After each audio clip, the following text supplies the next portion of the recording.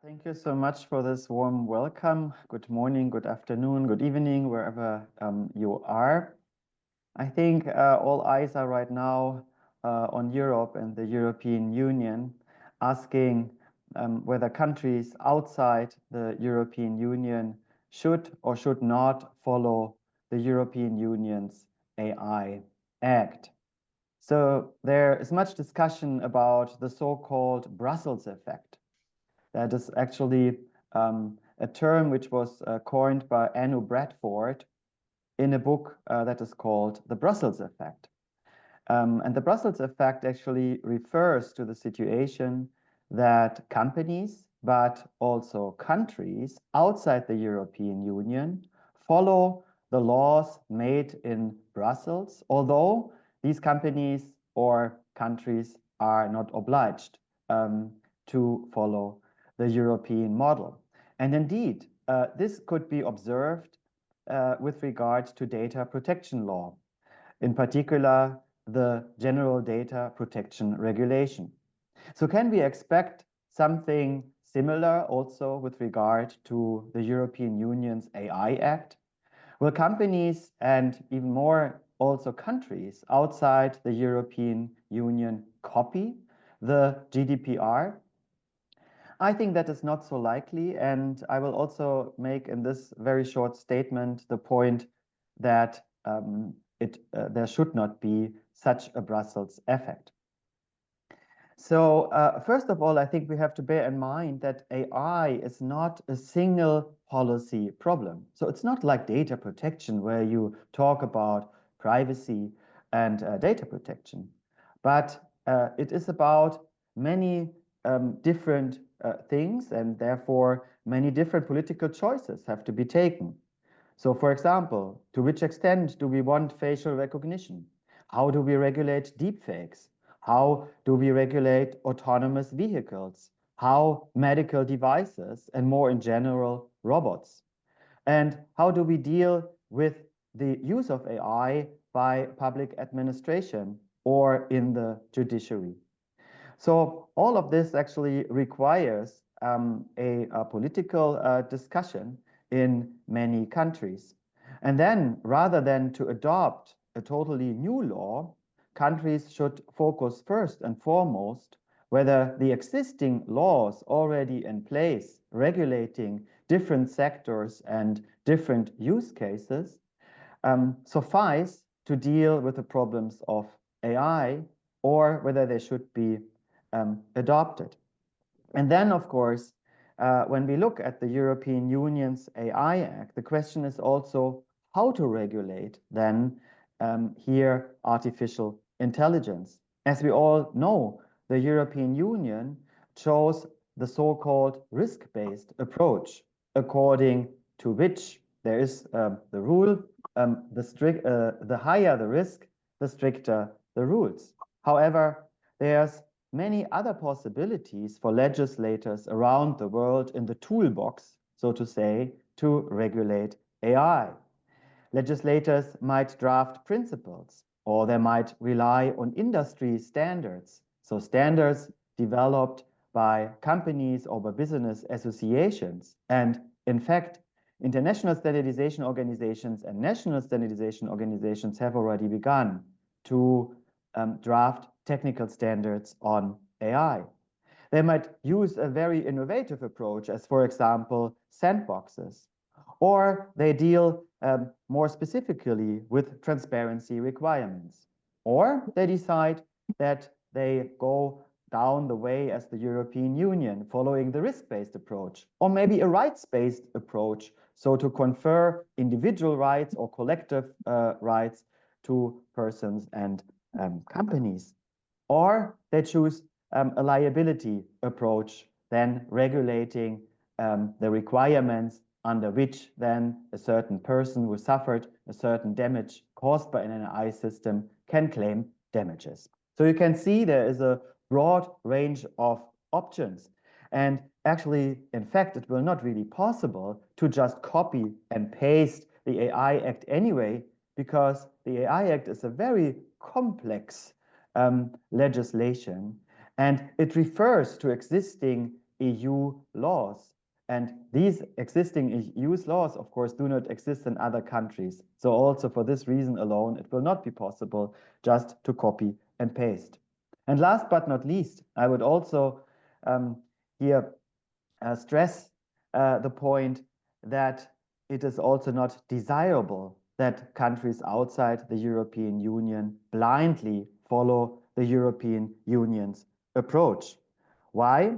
Well, first of all, there are differences across countries, economically, socially, and so on. So the situation outside the European Union in a particular country might be a totally different one.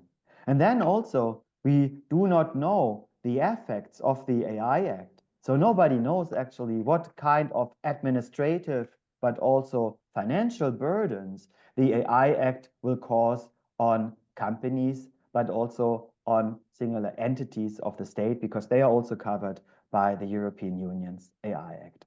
So for all these reasons, I think that the European Union's AI Act is a very innovative approach, and of course it deserves attention, but legislators outside the European Union should not blindly follow this approach. Thank you very much for your attention. Thank you very much, Ingrid. It's a real privilege to be together with you as always, but also with such a distinguished speaker, so with high qualification and competence in artificial intelligence.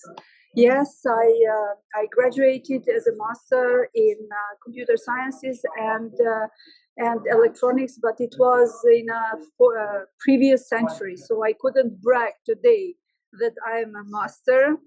And being able not even to tell to young programmers the languages that I programmed, nobody knew about them. So everything has changed. And in the meantime, since I left the public sphere,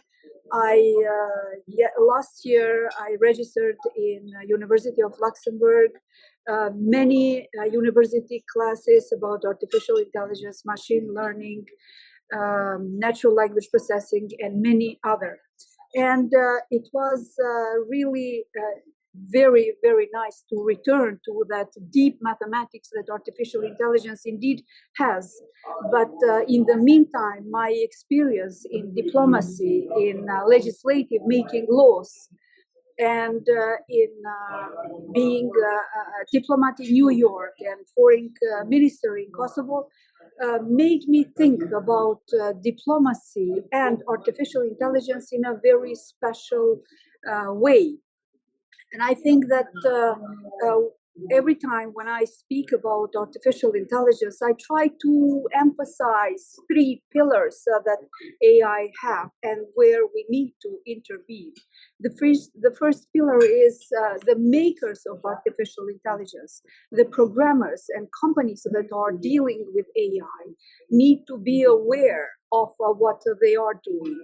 It is not as usual programming as earlier, but it has these neural networks, activation functions, and deep mathematics that in fact learn, make through the regression, the neural networks to learn and to correct itself. So it is not the usual way of programming. So the first pillar of those who are producing need to be aware of that, need to be aware of all biases that AI have. The second pillar that I think that previous speaker also tackled more is more about the impact of artificial intelligence to the society, starting from regulation, starting from future of jobs, starting for everywhere where AI, in fact, I don't know whether there is any field that AI is not present anymore. And I think that the European Union Artificial Intelligence Act, in fact, very precisely distinguished and sanctioned four of ways of intervention where the producers, the programmers, the companies can go without any regulation, up to the the highest level, when it is not allowed to regulate, like in gene technologies and in high medical technologies.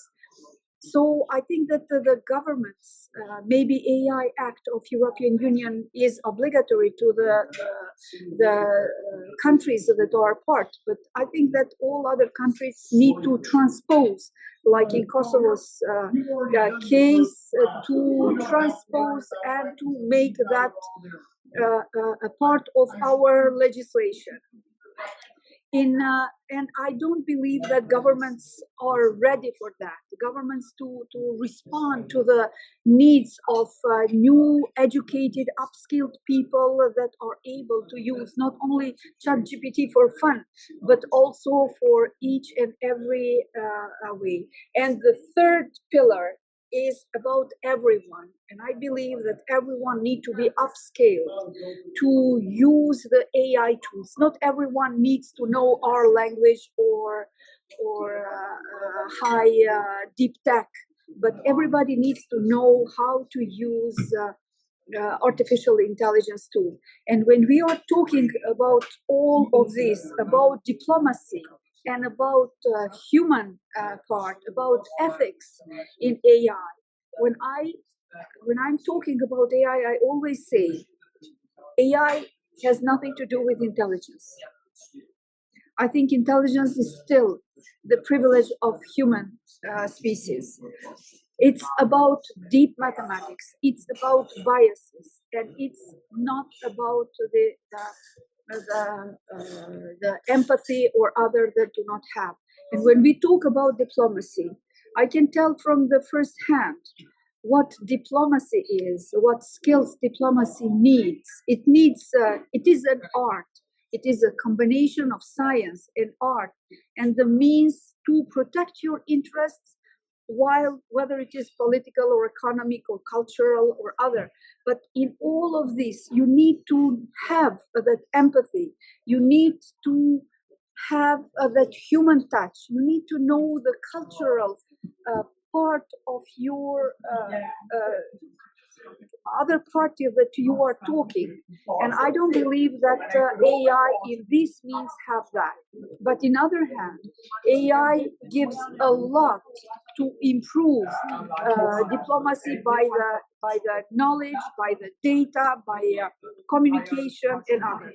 But in all this, we need to see also other part that I cannot not mention. It's about using AI and cybersecurity empowered with AI, about ethics and about elections. We know from previous elections and every next elections, there are so much way of interfering with deep fake, with fake news and with others, that AI in fact is empowering. So we need to see AI as a very powerful tool, the most powerful tool we ever had, and to try to use it in a good way to prevent the misuse and to improve that regulation that will not block the progress of artificial intelligence, but in other hand to help countries to be more cohesive and use that. In this, I think that diplomacy can be seen also the diplomacy of cohesion about artificial intelligence, diplomacy of countries, diplomacy of companies, diplomacy of academics, how to make the cohesive efforts to use as better as we can artificial intelligence. I think why are we here? I think we all know that the topic of deep tech, law, and diplomacy is key. We are living in a world of unparalleled technological advancement and global interconnectedness. And I think that the topic of deep tech, law, and diplomacy is key. And you might not say, why are we here, right? And we're all here. So if you look at around the world, the world we are in is witnessing rapid transformation, fueled by innovation in deep technologies, such as earlier discussed here, artificial intelligence, blockchain or distributed ledger technology, quantum computing, biotech, and others. But in particular on the theme of AI, blockchain, and quantum, some of these big truths are not just disrupting technologies, financial institutions, global markets, but also reshaping societies, economies, and geopolitics around the world. So as these changes accelerate, they present unprecedented opportunities, as we earlier heard from other speakers, and also challenges that require global collaboration between technologies, policymakers, lawmakers, and diplomats. And henceforth, as we navigate this complex landscape, the three critical themes we just talked about, deep tech, law, and diplomacy, are not seen as distinct themes or topics, but they are increasingly intertwined.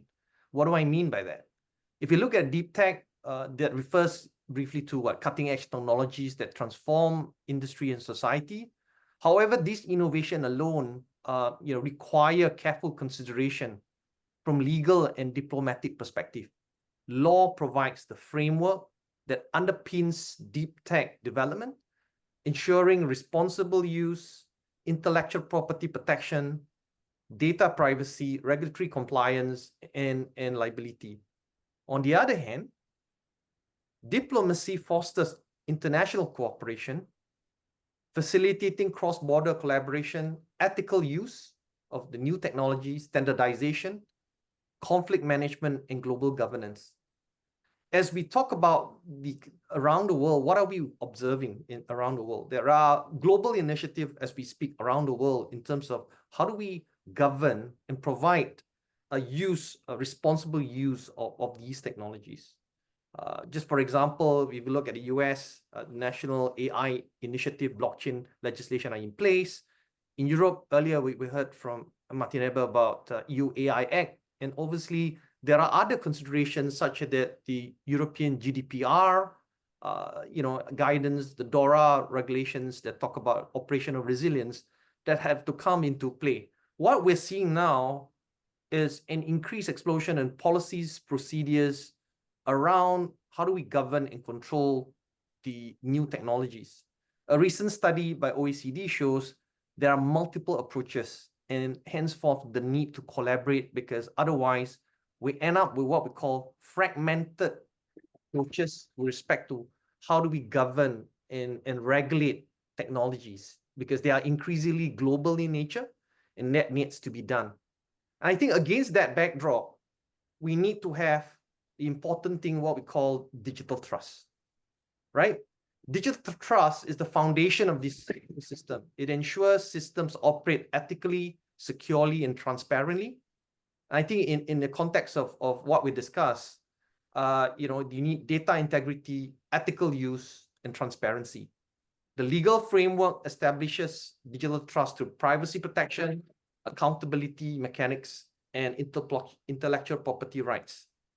In diplomacy, digital trust underpins collaboration, mitigating geopolitical tensions over the use of technology. Now, to unlock the deep tech potential, I think it's important, as we talk about diplomacy, is about encouraging responsible innovation through ethical guardrails, establishing clear and regulatory framework, ensure proper collaboration across the area of data sovereignty, use of data, intellectual property rights. But I think last but not least is also ensuring that democratizing, allowing access of technology, not just among the developed economies, but also to the undeveloped economies, especially the underserved and unbanked economies. And I think that's important. And only by embracing the intersection between tech, law, and diplomacy, we could harness the benefits and advantages that the technology present itself, and also mitigate any of these challenges and concerns that we all collectively are or will be addressing. I think what we need is, with greater power that deep tech enables, there's greater responsibility, not just on policymakers, but on all of us, to ensure that we work together, we collaborate with the public and private sector to mitigate risks and create a brighter digital era for all at hand. Thank you all, and thank you for hearing my speech. Thank you. We really appreciate your insights as well. I remember the story of the Manhattan nuclear research in which the whole world's intelligent community got together and then they finally exploded a nuclear bomb. But the world has got together to make sure that it is not used injudiciously and and is used responsibly, if at all, as a deterrent, and not as a medium, not as an instrument of destruction. And the humankind has survived it. So I feel that even in the case of artificial intelligence and deep tech, although Noah Harari says that we are on the verge of destroying ourselves, I still feel that the youth of this world is smart enough, intelligent enough, and responsible enough to make sure that we don't destroy ourselves. The most important thing is the national laws and the international laws to join in concert to make a universal framework which everybody can follow. The Europeans are acting on their own. The Americans are acting on their own.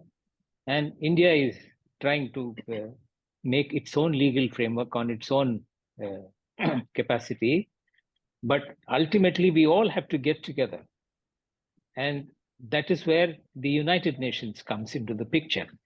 And if we want to develop a framework which is universal, which can be applied across the world by everybody to make sure that humankind is not harmed in any way and is helped in every way by innovative new technologies, that is where the real crux is going to be. And it is absolutely essential for individual nations who have developed their technical capacities to a very high level of competence and high level of frontier technologies. They have to guide the rest of the world to follow them. And that includes the United States of America, the European Union, and China and India and the rest of the world. So ultimately, we are right now standing at the cusp. And if we do not make sure that all these national, regional, continental, and intercontinental understandings and regulations and legal frameworks that we have managed to put together as of date, they all have to be put together and make sure that a common framework which all of us can follow and a single regulatory agency can help every country to understand how the framework works and to make sure that it is implemented in a manner which is understood by both the producers of technology and consumers of technology. I think that's what I would say for a brief intro for a speech which I was not expected to give. Thank you so much. Thank you for joining us. We appreciate it. And we know that with your depth. Everyone, wherever you are. That's true. I'm a communication specialist dealing with diplomatic issue. And I would like to focus on the challenge which diplomacy are facing now. Yes, actually, diplomacy is challenged by many dimensions. And the most important one, which gathers together, is communication processes. You call it deep tech, and I call it digital tools. Digital tools change the faces of the diplomacy. No more, beside traditional diplomacy, there is digital diplomacy and public diplomacy. And what is clear is that the lines are blurred. These are non-clear. The lines are blurred between mix of influence, interference, public image, nation branding, soft power, and even disinformation. That is the context of today, former law specialist.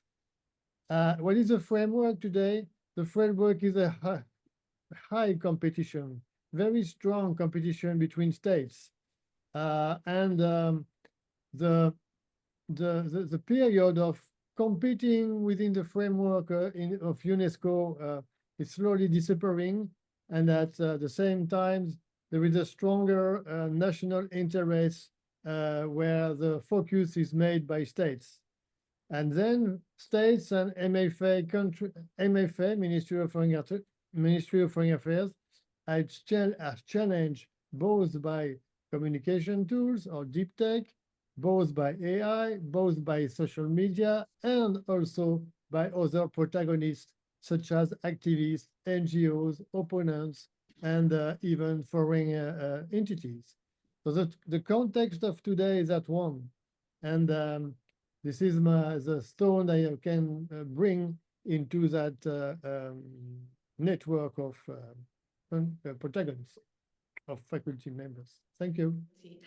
So from what I heard and what I also live is it's great because I'm a lawyer by training as well, some decades ago, and I can totally relate and actually practice that the basis of what we are seeing is law and regulation. I think the challenge we have is twofold. One, which also has been mentioned today, we have a big fragmentation of regulatory frameworks, and regulation is very, I would say, behind the speed of innovation. We don't only have exponential speed, we have even super exponential speed. In the words of NVIDIA Jensen Huang, CEO, he said that it's not only 10 times, it's now 1,000 times, like we see with this Blackwell chip. Then we have the second part is how technology develops, and it has been mentioned by previous speakers today, is the interconnectivity of topics. So we all have now the experience that we only, when we say AI, it's not AI, the metaverse, Web3 or blockchain, everything comes together. And this opportunity has been estimated by ARK Investment in their 2023 big investment report, Big Ideas, at 230 trillion by Why with the bottle design? Like yes, so it's a huge opportunity in terms of not only growth and also money you can say involved, but also for leaders, how do they make sure they grasp this opportunity? The second part, apart from this big convergence, which we see where everything is coming together, is the interconnectivity we have raised today. So we have all the different verticals, so all the different industries like healthcare. Let's take this as an example. We had a woman who had a heart stroke, couldn't talk anymore, and then she got a brain chip interface, and she could relate with her digital avatar and interact with her whole family. And why I'm mentioning this example, because we cannot look at, for example, Elon Musk, a great Neuralink in isolation. We have to look at it, how does it make an impact and which problems we are really solving. So technology is not on its own, technology is really together with humans. And how do we create abundance for all of us? How do we create this impact which thrives our nature, which thrives ourselves, and which thrives our future? A lot of people now are very scared, and I think one of the tasks I believe we have here as faculty to take that fear and convert it into the real power of innovation. Because also in my experience over 20 years in financial services is not known as the most, you can always say, risk-taking part. But when you are able to show what are the advantages, what is the value you can generate for your consumers, then automatically also people understand, wow, this is really where we should be going. And this kind of value generation is what we have to bring to the leaders of this world, so that we have a lot of people coming on board, not only for what we call the wealth in terms of money, even though I come from finance, is the wealth in terms of access, more inclusiveness. And that's not only for people with disability, not only for women to close this big gender gap in deep tech. It's for everyone getting more access. And there's so many means we see and so many tools we have. And the most important is how we as humans use those tools.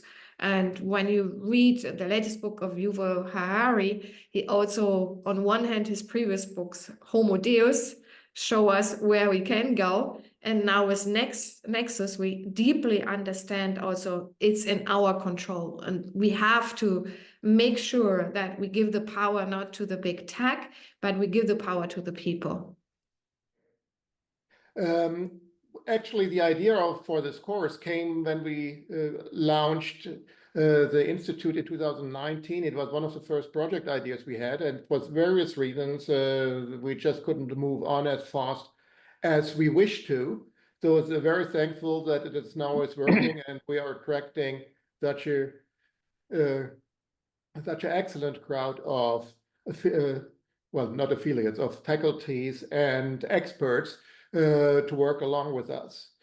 The idea we follow in all our work, or specifically in my section, is the impact of innovation on our society. We were talking, Dr. Beckenfeld, you mentioned the tremendous speed we are confronted with, and I think we all agree that the speed will even further increase, even more. And the question is, are we ready? Because everything we are doing has an impact, not only in the field of technology or on business or whatever. It is really impacting all our societies. And already today, we have a high degree of insecurity in societies, and that eventually that already start to create problems locally, but also internationally. And we really need to make ourselves innovation resilient and by looking at things more holistically. And this is not very easy for our brains because we are used to short-term decisions and for selfish decisions, because that's how we survived all these years and hundreds and thousands of years in our history. And now problems have become so complex that we need to develop an entire new approach. And I think our survival will really rely on that we accomplish that. So basically, that's what's driving the Institute, that's what's driving myself. And if you want to get an impact on or a deeper look at what we are doing, I lift up my book Campus, because that's where we described the entire concept we are trying to accomplish or to bring to life. And yes, it's a big invitation really to everybody to get into a discussion on future solutions, how it can work, because it cannot be a single person approach, or a single country cannot approach it. It has to be a collective approach, and how we can get there. I think we do need a platform where these things are discussed and where all the different thinkers, and there are a lot of them that are going into the right direction, can join forces and develop a voice, a big voice. So this is also basically what my course will be, and thanks a lot to everybody, and I'm looking forward to continue our exchange. And good afternoon to all our distinguished panelists from different territories. First of all, let me thank Dr. Ingrid for organizing this wonderful symposium, bringing all the brilliant minds in different domains together.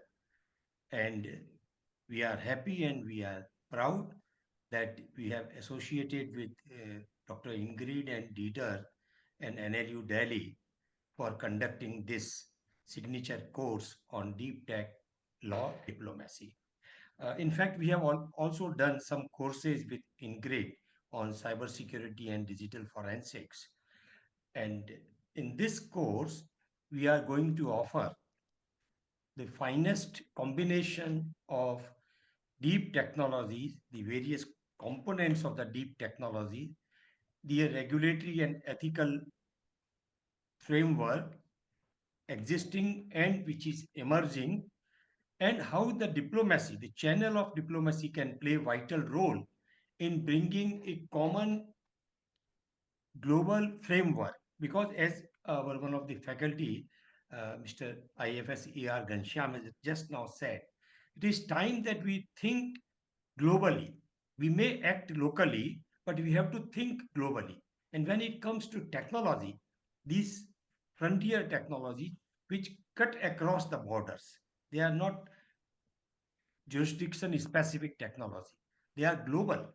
So we have to create a globally acceptable framework with minimum standards to be adopted by all.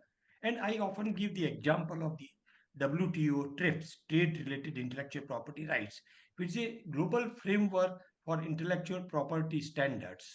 And countries have to follow those global standards.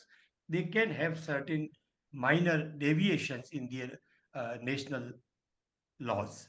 Similarly, we have Geneva Conventions on Sea Laws, or we have a ICAO, International Body for Civil Aviation, which sets minimum standards. So I think this is the right time, it's the high time that we set a global standards, not only the regulatory framework, but the ethical framework, so that we can make safer and secured use of these technologies. For that, we have combinedly put in our efforts to frame a very futuristic coursework which will create global awareness, which will create education. And I'm happy that we could bring very eminent faculty members for this course, and for which I must thank Dr. Ingrid and Dieter once again. Regarding GALTER, that is Global Academy of Law Tech Education and Research, of which Dr. Dieter and Dr. Ingrid are also valuable members, and A.R. Ghanshyam is also one of our valuable members. We are a team of close to 200 experts from different continents of the world and from different domains of the knowledge, including judiciary, legal profession, academia, corporate, scientists, technologists, economic experts, banking experts, financial experts, so on and so forth. And we have memorandum of understandings also with SEI and other national and international institutions and universities. They act as our platforms for conducting offline activities, and we conduct running of courses on technology, intersection of technology and law. We conduct national and international events, awareness programs, educational programs. We also train our young friends, students, and faculty members to develop capabilities to teach those subjects in their institutions. So that is how we are working. And this course, Deep Tech Law and Diplomacy, is also part of our ongoing training and empowerment in the domain of technology and law. I'm happy, and we hope that those who join this course will be immensely benefited and will gain great insight into the areas, the modules which we have crafted very meticulously. Thank you, and best wishes to all of you. Hi, my name is David Koenig. I'm the President and Chief Executive Officer of the DCRO Risk Governance Institute. I'm also a Qualified Risk Director. The DCRO Institute is a peer collaboration among board members and C-suite executives around the world, focused on helping organizations master the positive governance of risk-taking by continuously learning to embrace risk. I don't know of any board members or executives who describe today's business environment as anything but the most challenging they've ever faced. But risk-taking, even in an environment like this, is essential for our survival. Our mission is to equip leaders and board members with the skills and knowledge they need to navigate the complexities of this age of strategy disruption.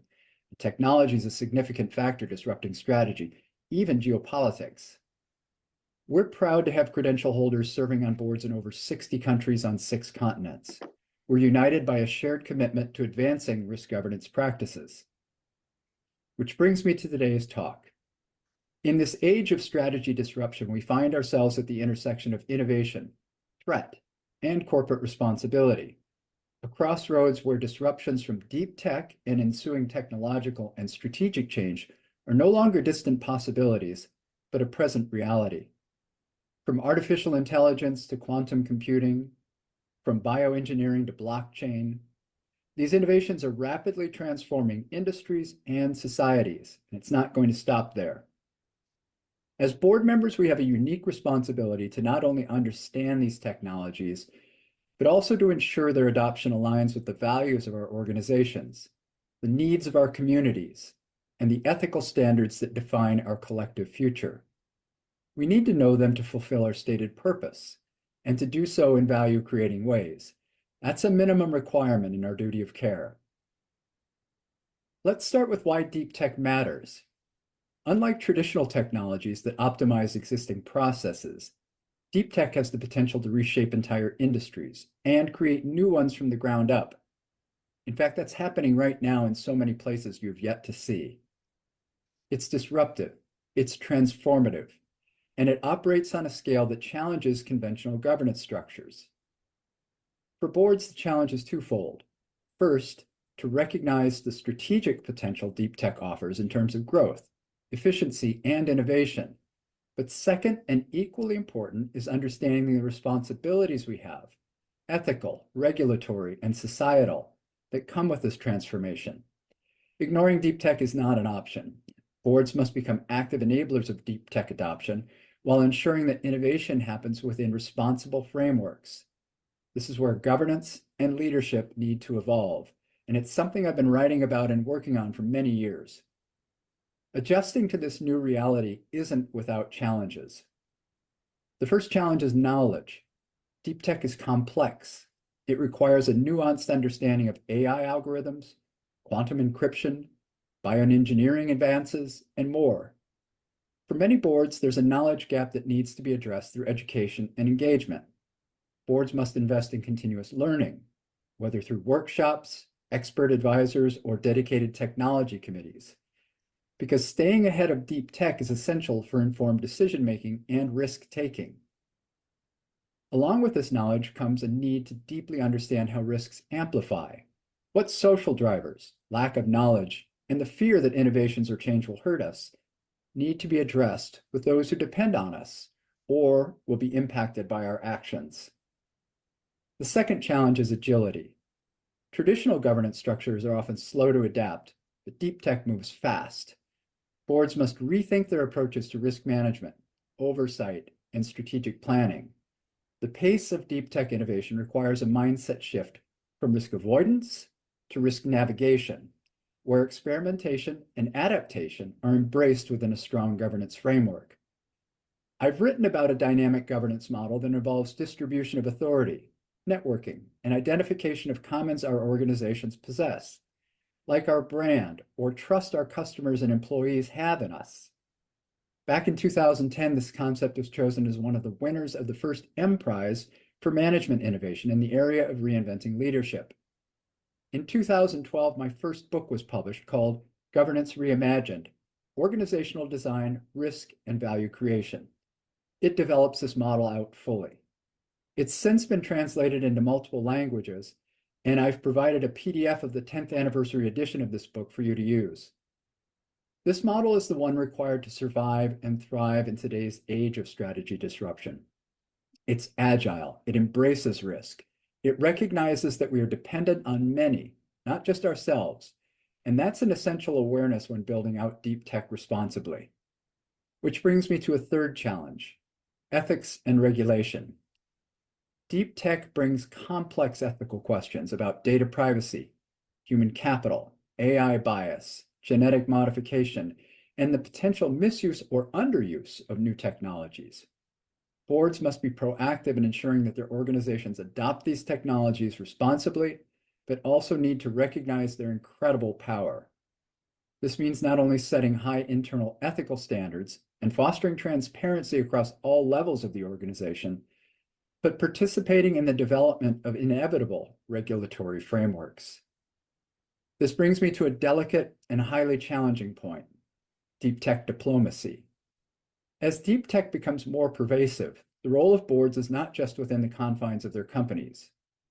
As I write about in my most recent book, boundaries are disappearing, and when we look for them in traditional ways, we suffer a blindness that could bring about our corporate demise.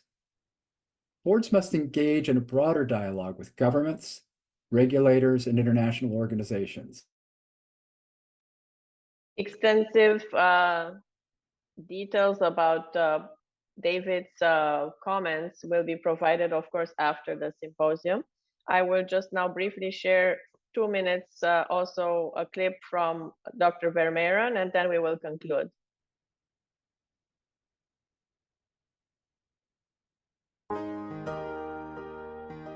Introduction course on deep tech diplomacy, where we will dive into the powerful conversion of deep tech, investment and IP law, and diplomacy. As a non-executive director and investor in smart and deep tech ventures, I have seen how aligning investment strategies with visionary tech can shape the future. I have experienced that these innovations require diplomatic frameworks to ensure that these technologies are scalable, sustainable, and ethically deployed for the benefit of humanity and planet. It's not just about patents and protections. It's about creating legal frameworks that safeguard breakthrough technologies, foster international collaboration, and align with global regulatory standards. Based on the real-world cases, we will build up an understanding of how deep technologies such as AI, quantum, and biotech influence international relations, trade, and global power dynamics. We will analyze key studies to understand the practical implication of deep tech diplomacy on global governance. Think about the governance around CRISPR patent wars, or the smart governance necessary for semiconductor investments in a geopolitical context of trade war. So if you are eager to learn more, please, I invite you to enroll into the masterclass Deep Tech Law and Diplomacy. My name's Jo Gruber. Thank you so much. And this concludes our brief videos. I know we went over time. I will make sure that all the videos are shared the fullest extent to our audience after this symposium. Thank you again to everyone for joining and for the wonderful contributions. This concludes the symposium, and once again, thanks to all keynote speakers, our partners, and we're inviting you to our course in December. Thank you. Thank you, Dr. Ingrid, for bringing us all together on this platform and sharing our views and mind about this significant course which we are jointly going to deliver. Thank you all. Thank you. Have a great day. Hello, I'm Professor Dr. Dominique Delporte Vermeijeren. I am a deep tech diplomat and investor and visiting professor. I am delighted to invite you to my introduction course on deep tech diplomacy, where we will dive into the powerful conversion of deep tech, investment and IP law, and diplomacy. As a non-executive director and investor in smart and deep tech ventures, I have seen how aligning investment strategies with visionary tech can shape the future.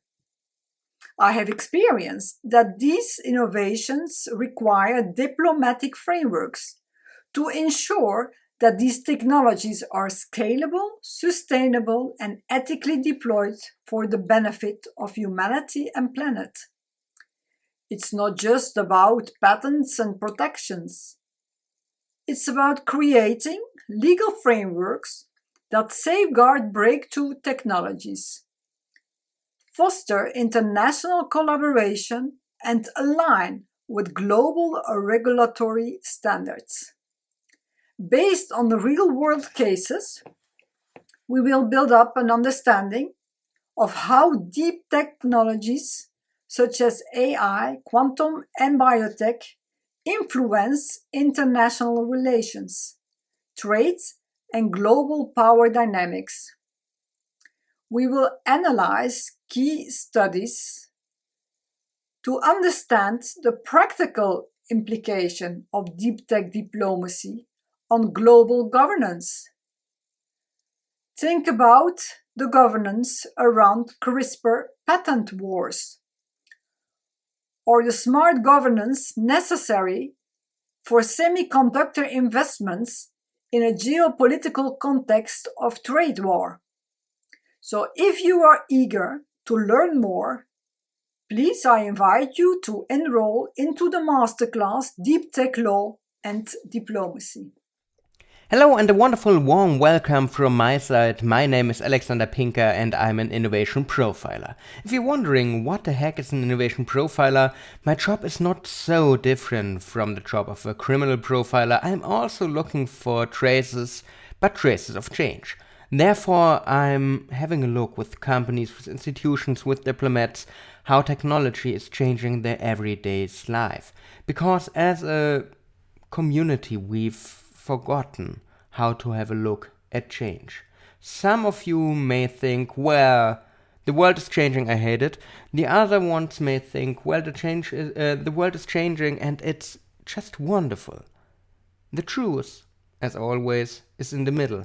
Therefore, my approach is to have a look with everyone at the possibilities, especially the practical possibilities of a technology, how they can integrate it into their everyday's life, how they can prompt, how they can talk to machines, how they can find a best suitable way to integrate everything we have out there into their lives, their works, and find the possibilities. The world is changing, and it will not stop. And that is my mission and my idea for those courses, to bring you some insights and possibilities how you can be part of the ever-changing world we're facing today. And I'm looking forward to go on this journey together with you. A little bit more about my background. Besides my normal job as a consultant trainer, I'm a lecturer at 3 universities on organization, technology, and trends. I've written 5 books, and I'm happy to share everything I did in the last 13 years as an innovation profiler with you, that you can start into a better future.